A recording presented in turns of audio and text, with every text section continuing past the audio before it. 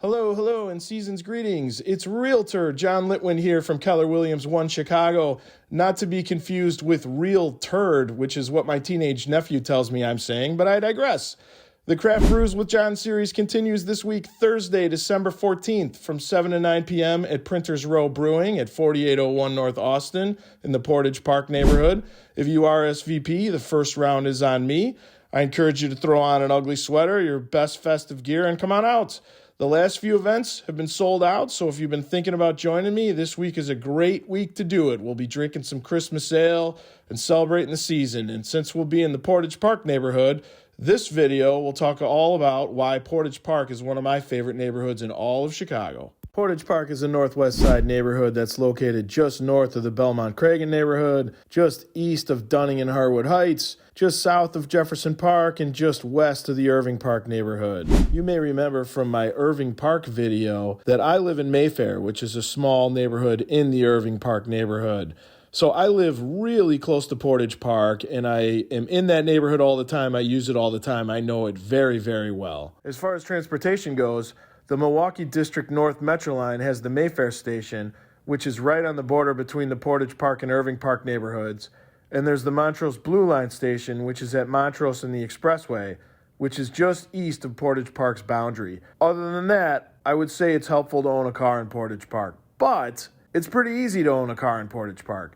Many of the places you're going have parking lots, and since it's less congested than other neighborhoods closer to downtown, it's a lot easier to drive here than other areas. One of the most high-profile areas of Portage Park is the six-way intersection of Irving Park, Milwaukee, and Cicero. There are many six-way intersections in Chicago, and neighbors of those communities commonly refer to their intersections as six corners. But those other neighborhoods are wrong. Irving, Milwaukee, and Cicero is the original Six Corners. It has been a very high-profile retail intersection in Chicago for decades. Six Corners has been a major center point for the neighborhood, and there's a huge redevelopment plan taking place there right now that I think will really drive the value of Portage Park real estate for years to come. And how can you talk about Portage Park without mentioning one of the best Chicago Park District parks in Chicago? Portage Park. This park is stunning. It has every amenity you could ask for, including an indoor and outdoor pool. All of the buildings are beautiful. It's landscaped perfectly.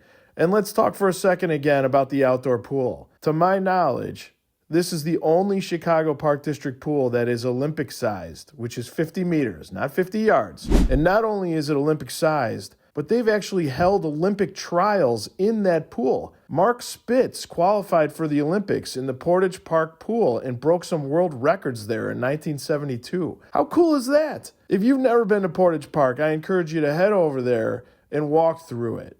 You will love that park. I mentioned before that I live close by, so I'm in Portage Park a lot. So let me tell you some of my favorite hotspots. Number 1. Community Tavern. This is the go-to date night of choice for my wife and me. It's a beautiful property on Milwaukee Avenue. The menu is Pan-Asian inspired, but if that sounds too adventurous for you, try it anyway. They have phenomenal cocktails and a great wine list. Their happy hour specials are an incredible value, and you won't find a published list of Chicago's best burgers without Community Taverns in the top 10. For me, it's number 1. And definitely try their crispy rice noodles. You'll thank me later. Number 2 is Perkolator Coffee Shop. This coffee shop is my favorite place for a cup of joe. It's in a really cool space on a beautiful stretch of Irving Park Road, and their homemade breakfast sandwiches are delicious. Number 3 is Tata's Tacos. This place has great Mexican food and margaritas. But there's 2 locations of this business in Portage Park. My favorite is the one at 5700 West Irving Park. And the reason I love this location is that they have a really cool rooftop deck. It's a great atmosphere up there on summer nights, and I always have fun when I go there. And my number 4 hotspot is Amigo Chino's Taqueria. If you have a huge appetite or a lot of mouths to feed, this is a taqueria you need to check out. What makes it so unique is that the portions they give you are comically enormous. If you order a burrito, which is basically the same price as any other taqueria, it's the size of your arm.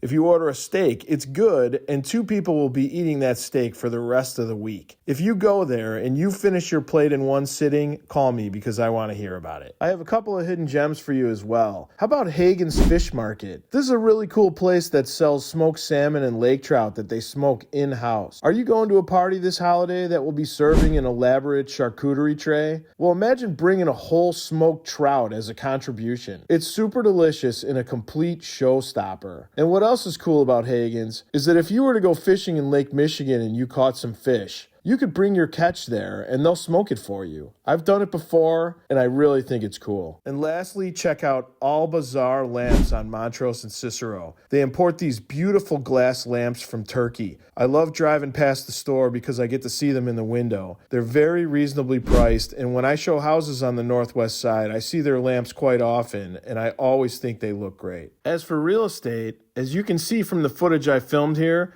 if you love bungalows, and I sure do, you're going to love Portage Park. Bungalows are great houses that are beautiful and built like tanks, and I love the detail both in the interior and exterior. Here's the other great detail about Portage Park real estate: the home prices. If you're living in a condo right now and you dream of having a home that doesn't have shared walls and has a backyard, but you don't think you can afford it, I'm here to tell you that you can buy a great house in Portage Park. You can find a beautiful historic bungalow in the 300s. The median home price in Portage Park for a detached single-family home is $392,000. Like most neighborhoods, inventory is low right now. There is a historically low number of homes for sale, and the market time for listings is 19 days before the average listing goes under contract. So if your dream home becomes available in this neighborhood, you better have your pre-approval ready so you can react quickly. If you're considering moving in or out of Portage Park, now is the time to get your strategy ready. Homes are selling already, and the spring market will be here before you know it. Call me, and I'll make sure you're on track to achieve your goals. So tell me, what are your favorite parts of Portage Park? And which neighborhood would you like me to feature next? Like, subscribe, share, and comment below. And let's talk about it on Thursday night at Printers Row Brewing. And happy holidays, everyone!